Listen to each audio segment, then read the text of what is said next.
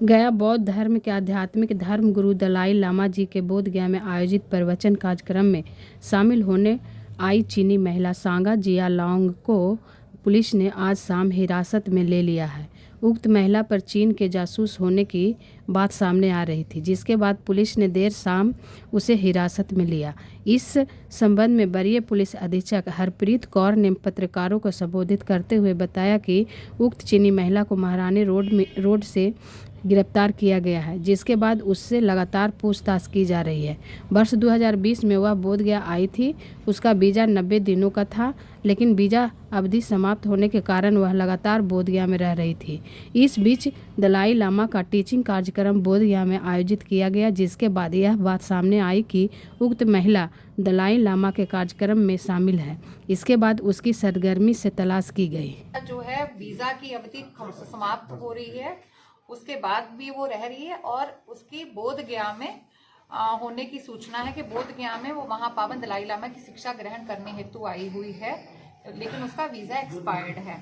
तो इसके लिए हमको निर्देश मिला था कि जांच करने के लिए और फिर अगरतर जो भी वीज़ा उल्लंघना के तहत कार्रवाई होती है वो करने के लिए। तो इसमें हमने फिर सभी जो है वहाँ पे होटल्स हैं, मोनेस्ट्रीज हैं, गेस्ट हाउस हैं, वहाँ पे हमने जांच किया, इस चीज़ को पता करवाया कि इस नाम की जो महिला है कहाँ रह रही है। तो फिर ये पता चला कि एक महारानी रोड में एक गेस्ट हाउस है। वो वैसे तो वो बंद रखते हैं, लेकिन जब ये टूरिस्ट सीजन होता है जहाँ हिज हॉलीनेस का विजिट होता है उस टाइम में ये टूरिस्ट के लिए खोलते हैं। तो वहाँ पे ये महिला रह रही थी, वहाँ पे ये लोकेट हुई है। तो इसका जो है ये महिला पहले 19 अक्टूबर 19 को भारत आई थी और उसके बाद ये जनवरी 20 में 4 दिन के लिए नेपाल गई थी। फिर 20 जनवरी 20 को यहाँ इंडिया में तब से रह रही है।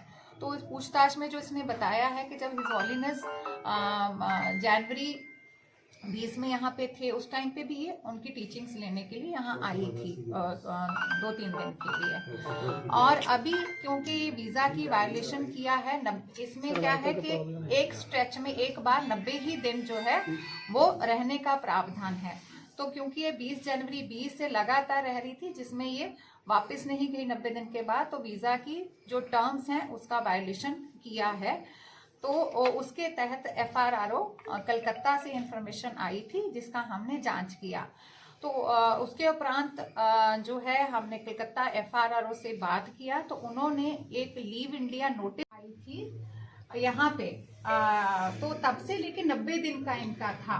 नहीं, मैं दूसरी बात कर रहा हूँ कि जनवरी 2020 में जब दलाई लामा जी का प्रोग्राम था उसमें भी उनका उस टाइम इनका वैलिड वीजा था, जो उनकी खोजबीन की गई थी, बट नहीं सामने नहीं आई। ये आपको जानकारी है? नहीं, हमारे पास ऐसा कोई जानकारी नहीं मिला है अभी तक। पिछली बार भी उसी गेस्ट हाउस में ठहरी थी जहाँ अभी ठहरी हुई है। नहीं, वो इसने नहीं, अभी इसको पूछा है तो वो हम लोग अभी इससे पूछताछ कर रहे हैं कि कहाँ ठहरी थी। ठीक है, मैंने आपको ये बताया है कि जनवरी 20 में भी जब दलाई लामा जी का कार्यक्रम हुआ तो उसने बताया कि वो 2-3 दिन के लिए आई थी। अभी इतना बताया, बाकी पूछताछ हम लोग कर रहे हैं।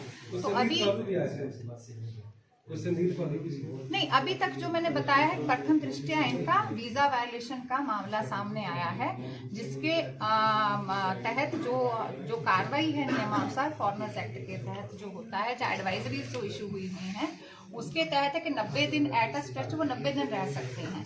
90 दिन से ऊपर एक्सीड किया है तो इन्होंने वीज़ा का वायलेशन किया है, क्योंकि इनको वापस जाना होता है 90 दिन बाद, जो ये नहीं गए हैं। तो उसके तहत जो है अगरतर कार्रवाई जो मैंने आपको बताया है वो कर रहे हैं। तो फाइनली पुलिस संरक्षण में रखकर उनके बारे में विस्तृत जानकारी। हाँ जी, अभी जी।